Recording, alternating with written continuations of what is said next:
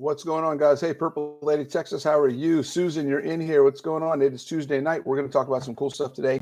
This is Coach Bronson, and I want to remind everybody that's watching to subscribe to the channel. I put out new videos every Tuesday, like this live, and usually Thursday or Friday, we put something out as well. And if you are not subscribed, you're going to miss it. Click on the bell so you're notified every time a new video comes out. But most importantly, please remember to share this information, share this video with somebody you think it could help improve their quality of life, right? Today, we are talking about stress. We're going to talk about why stress is important, how it can be helpful, and how it can be harmful, and how you can do things, what things you can do to improve your ability to manage stress, okay? So the first thing, why is this important? My glasses are dirty. The idea of stress, okay, is important because it is really how we connect the need for and the importance of combining nutrition and fitness in your lifestyle, okay? You guys hear me talk a lot about how quality of life is determined by both your nutrition and by what you do for your physical activity and how you prepare your body to live, okay? It is 50-50. I am a firm believer that 50-50 is the ratio. It is not 80% nutrition and 20% fitness, because we're talking about more than just losing weight. We're not talking about how skinny you can get. We're talking about how big you can live. And it is a very, very, very big difference, okay? Fitness is an absolute part of that. And here's why, okay? Nutrition helps you deal with internal stress, okay? Fitness, being fit and physically capable, helps you deal with external stress, okay? Now, by external stress, what we're talking about is things that affect your physiology, okay? A lot of what happens with nutrition is biological, and it's more of the chemical side of things. Okay, it's how the mechanisms of our body work at a chemical biological level. When we talk about external stress, we're talking about things that affect you physically and neurologically. Okay, the physiology of the body. Right. So when we talk about stress, what are we talking about? That's where the connection between nutrition and fitness comes in. Right, biological, right, chemical versus physical. Your muscles, the actual things that you can touch and feel in your body. Okay. When we talk about stress, when we're talking about how external stress, affects the body, what we're talking about is things that put your body into what we call a fight or flight state of being. Okay. You guys have possibly heard me talk about the sympathetic nervous system. If any of you listen to any of my videos about warm-ups and cool downs or preparing for exercise or cooling down from exercise, the change of the sympathetic nervous system to the parasympathetic nervous system and going from a state of fight or flight to a state of rest and recovery. Okay, there's the difference. When we are under stress, we are in a fight or flight condition. Okay, what that means is our body elevates its capability, elevates its level of activity to handle and react to potential danger, essentially, right? It's our body preparing to react to danger. Stress is a signal to our body that says something is not going the way that we want it to go, or there's something happening. I need to be able to perform physical action in response to what I'm being exposed to. That is what stress is. Stress can come from actual physical things. We can have physical responses to emotional things. We can have physical responses to environments that may or may not directly affect us, but just walking into a room that is tense can cause a physical reaction. Okay. The external stress that we feel is our body going into fight or flight mode. All right. What happens to our body? What does that response actually mean? What is our body doing? There's a handful of things that happen when we go into fight or flight. Okay. Our muscles get tense. Ever heard of a tension headache? Ever heard of, you walk into it, it's like, I just need to relax, right? Because I'm so just tight and just tense, right? Muscle tension is a response to stress. Breathing, actually, our lung capacity increases. Our ability to process oxygen and generate energy increases when we're under stress. Okay. Now you may think that's a good thing. We're going to talk about why that may not be a good thing. All right. Increased capacity in the cardiovascular system. Our blood pressure goes up. We are able to push more blood and get more things to our muscles and activate and do more work. Okay. Cortisol is activated. Okay. Our body is set to do things, to break things down, break energy down, generate energy, and do activity. We are set. We are at a heightened level of awareness. Okay. The more cortisol, the less building. We're in tear down mode. Okay. And I'll tell you why that's important. All right. Suppress our digestive system. It affects our gut health because the more stressed we are, our body takes energy. If you ever watch Star Trek, right? And every episode or every movie you've ever heard of any kind of Star Trek show, there's always a scene where somebody's getting attacked and they say, divert all the power to the shields, right? We got to take all the power from the elevators into the turbo lifts and put them into the shields, right? That's what your body does when it's stressed. It takes energy, it takes priority away from your gut and sends it to all the other areas that it's activating in order to respond to stress. Okay. It changes. We talked about the parasympathetic versus the sympathetic nervous system.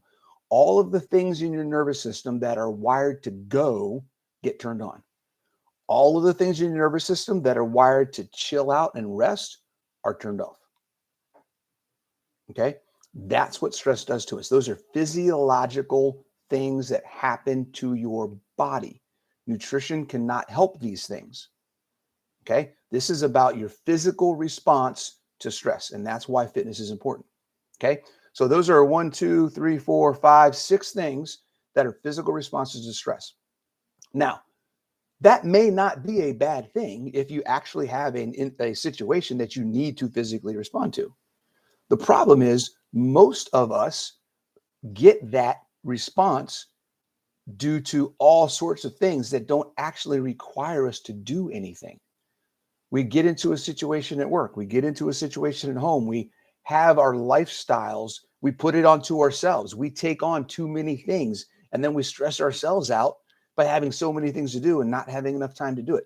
There are so many factors: kids, work, bills that are emotional, environmental, situational, that generate a physical response in our body. Okay. The effect of that over time is where the damage occurs. Okay. That's where we talk about the difference between chronic stress and hormetic stress. Okay.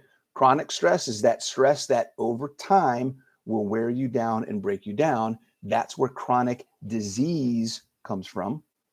Okay. Chronic injury comes from when we talk about fitness, right? Hormetic stress is that stress that is controlled, short-term, and provides an overall benefit to you. Okay. And we'll talk about why those two are different. Okay. When we talk about the body's response to stress, these are the physical things we talk about when we talk about the body's response to stress. Heart rate goes up, your blood pressure goes up, your lung capacity increases, your muscles get tense. All these things happen to your body. Okay. That response is only intended to be short-term, right? If you guys have ever heard me talk about supercompensation and the general adaptation syndrome in fitness, it's exercise science terms that basically describes the process of having stress enter your system. Your body responds by elevating to a certain point and handle that response. And then it needs a time of rest lower than where it started. So if I started here, I respond, I'm elevated, and then I come down and I rest below the starting point. I got to recover, right? If I have sufficient time to recover, when I come back up, I should be a little bit stronger than where I started. The recovery, you guys have heard me say this before, recovery is where strength and growth happens. You can't get stronger while you're in a stressed state. You can't get stronger while you're in a stressed state. You have to give yourself some time to relax and recover. Okay? That's why this is important. Because fitness, the process of fitness does a couple things. One, it helps you actually practice the process, practice that flow of how your body reacts, because you are putting yourself into a controlled stress response scenario. Okay. You are saying, I'm going to go to the gym. I'm right here. I'm going to go to the gym. I'm going to stress myself out for a little bit. Then I'm going to relax and recover from that workout. The next time I go work out, I should be better than I was. Okay. You are putting yourself through that cycle under controlled circumstances.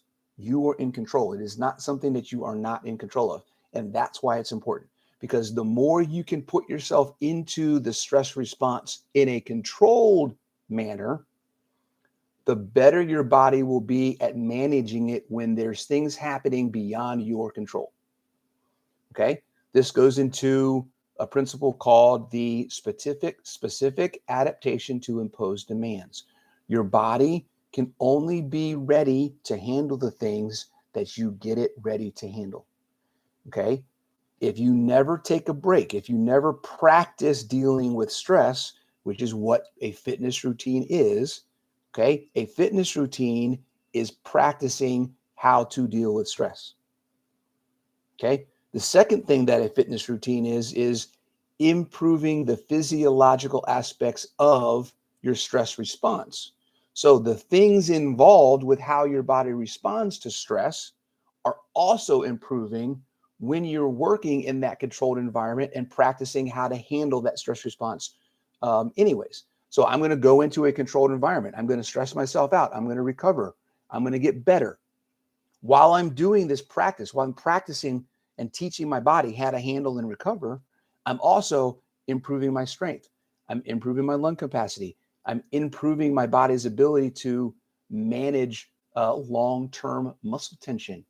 I'm improving the way my hormones are managed. So when I am in a sympathetic state, in a fight or flight state, I can recover into a parasympathetic state faster. I can get into that rest and recover state faster because my body is used to the back and forth between the two, and I'm not stuck in one.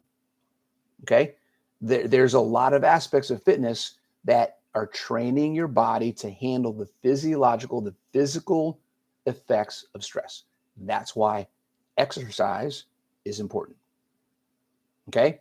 So we talk about all that stuff. That's the background. That's the back end of the stress response, what the physical reactions to the stress response are, how your body handles that, and why training is important to improve your body's ability to manage that response. Okay. Three things that you can do within that framework that will allow you to handle stress better. Okay. Number one, stop adding more stress to your life.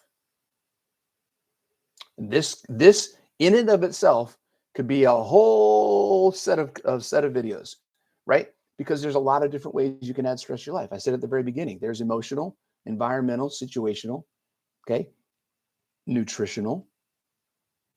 Okay, this is a big one, guys. Anytime you eat something that has an ingredients label, anytime you eat something that comes in a box, anytime you eat something that didn't grow or live on this planet, you are adding stress to your system. If you are having an issue managing stress, if you have a lot of other stresses in your life, the last thing you need is to put more stress in your mouth. Okay? Think about that. The last thing you need, inflammation, which is the number one thing when we talk about nutrition. Inflammation is stress. It is your internal response to stress. Okay? So think about that. Think about that. All right? Number two, the second thing you can do, this is where the marriage comes in between fitness and nutrition. Real simple, guys. Improve the physiological response to stress by working out. The more you can expose your body to controlled situations of stress, hormetic stress, helpful stress, short-term controlled stress that's designed to get you better, that's what exercise is. The more you can do that, the more you will be able to handle the physiological responses of stress when you're not in a controlled environment. Okay? It's just how it is. You've got to train your body for the life that you're living. If you have a stressful life, then you need to be in the gym. Okay. This is a perfect example of I don't have enough time. I'm too busy. I've got too much going on. I don't have the mental space. I can't do that right now. I don't have time for the gym. Those are you're the person, those are the people. If those are the things going on in your life and you feel like that adding exercise is just going to be another stressor, you're missing the point. That is not a reason not to do it. That is an absolute reason you need to be in the gym. If you have a high stress life, the gym will save your life. You need to get in the gym and train your body how to manage it. You're going to go through a process that's going to help you learn and make connections in your real life, in the things you're doing in your real life, if you follow a program and you do something to work that issue. Okay. There's a lot of correlations. Again, I talk about stuff. I come up with other ideas for other videos. The correlation between the process of working out and the journey you go through in improving your fitness and how it affects and how it mirrors the things that you deal with in everyday life is absolutely amazing. Okay. I can't impress enough on you the importance of working out and how that will improve your quality of life, not just from your body perspective, but from your mind perspective as well. Okay. If you're busy, if you're stressed out, you need the gym. You need the gym. You need some time working on that and working on your fitness. Okay. The third thing, when we talk about being in a fight or flight state, that physiological, that physical stress response, okay, is a state of higher, elevated awareness, elevated activity. Your body is revved up. You're at red line. Even if you're not going anywhere, you're at rev line. You're at red line, right? You're at 5,000 RPMs. Your engine is revving and you're spinning tires, whether you're going anywhere or not. All right. You need to drop that down. Drop that down. Take some time, figure out how to add 5 minutes of meditation, get an extra 20 minutes of sleep. Do whatever you can do to increase the amount of time you're in a recovery state. Okay. You want lower levels of cortisol, higher level and adrenaline, higher levels of testosterone and human growth hormone and IGF, insulin growth factor, all those hormones that are all about repair, recovery, restoration. Okay. So that means get more sleep, get some more downtime, make it a priority. That's when we talk about self-care, self-love, right? And doing those things, you need to make yourself a priority and get some time where you can drop your level of stress. There's no other way to say it. When you can drop your level of stress and have some downtime. You need downtime. Okay. I'll just use this last anecdote in the Army, last anecdote to talk about how that works. Okay. And understanding the importance of it at a very high level. Okay. In the military, in the Army, um, it's required that every soldier get a certain amount of sleep. Okay. It's not a lot. I want to say it's been a long time. I haven't been in like 15 years, but let's say I want to say it's like 4 to 6 hours of sleep. Okay, it's in the training that when you're out in the field, when you're on a mission doing something, it's like 4 hours of sleep. It might even be less. Okay, that soldiers need. You need to plan for X many hours of sleep. Okay, the higher you go in rank, the higher you go in rank, the longer that level that requirement for sleep gets. Okay. A private just getting in versus a captain or a platoon sergeant or a first sergeant in the military, the higher rank, an E1 to an E8, have two different standards for the amount of sleep they can get, that they need to get. Why is that? That is specifically, it has nothing to do with their rank. It has nothing to do with the privilege of rank. When I was in, a lot of people like, well, how come first sergeant gets to sleep so much more than us? Okay. Has nothing to do with that. It has to do with specifically and only because their job is more stressful. Even the military recognizes that the more stress you get, the more responsibilities that you have, the more of a priority it is for you to get more recovery time. Okay. it is absolutely imperative that you guys try and focus on getting more sleep, getting more physical activity, and stop eating things that are adding to the stress you already have to deal with. Okay. You've got this big load of stress. Okay. You've got all this stuff in your life, family, work, bills, kids, homeowners association, who knows what else you got, right? All of these things.